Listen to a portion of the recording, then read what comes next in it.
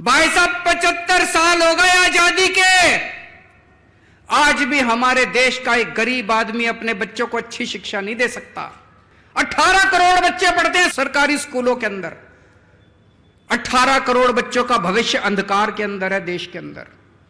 पूरे देश में सरकारी स्कूलों का बुरा हाल है। 75 साल के बाद भगवान ने एक शख्स भेजा, मनीष सिसोदिया। उसने दिल्ली के अंदर सरकारी स्कूलों में कमाल करके दिखा दिया। भाई साहब, आप जितने लोग हैं, मैं मजाक नहीं कर रहा, मैं आपको न्योता दे रहा हूं, आप दिल्ली आओ, दिल्ली के किसी सरकारी स्कूल में घुस जाना, आपको यकीन नहीं होगा, शानदार 5 स्टार बिल्डिंग है हमारे सरकारी स्कूलों की। 99.7% नतीजे आए हैं। सरकारी स्कूलों के बच्चे इंजीनियर बन रहे हैं, डॉक्टर बन रहे हैं, रिक्शे वालों के बच्चे डॉक्टर, इंजीनियर, वकील बन रहे हैं। लोग अपने बच्चों को प्राइवेट से निकाल के, बड़े बड़े प्राइवेट स्कूलों से निकाल के अब सरकारी स्कूलों में भर्ती करा रहे हैं। और प्रधानमंत्री जी ने मनीष सिसोदिया को जेल भेज दिया। उस दिन मेरे को लगा, जिस दिन प्रधानमंत्री जी ने मनीष को जेल भेजा, कि देश के प्रधानमंत्री पढ़े लिखे तो होने चाहिए।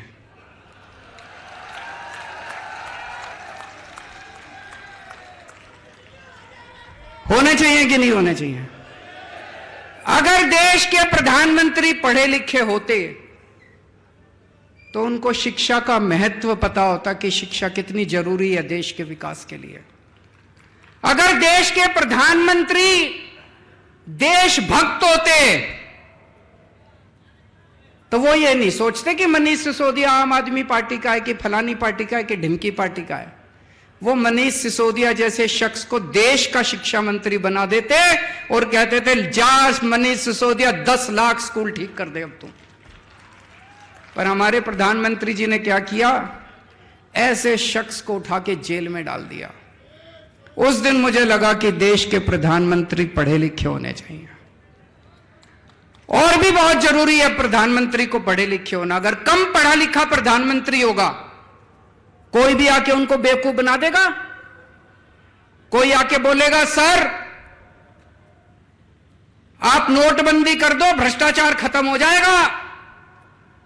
अब अगर कम पढ़े लिखे प्रधानमंत्री, उनको समझ ही नहीं है, वो नोटबंदी कर दी उन्होंने, भ्रष्टाचार खत्म हुआ, वैसा का वैसा है, समझ ही नहीं।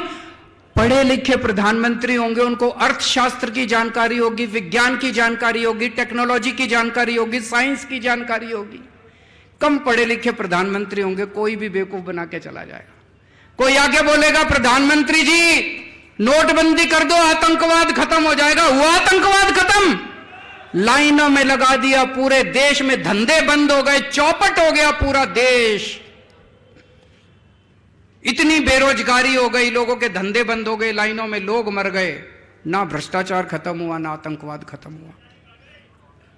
कम पढ़े लिखे प्रधानमंत्री होंगे, कोई आके कहेगा, प्रधानमंत्री जी सबसे थाली बजवाओ, जो तरंगे निकलेंगी उससे कोरोना भाग जाएगा।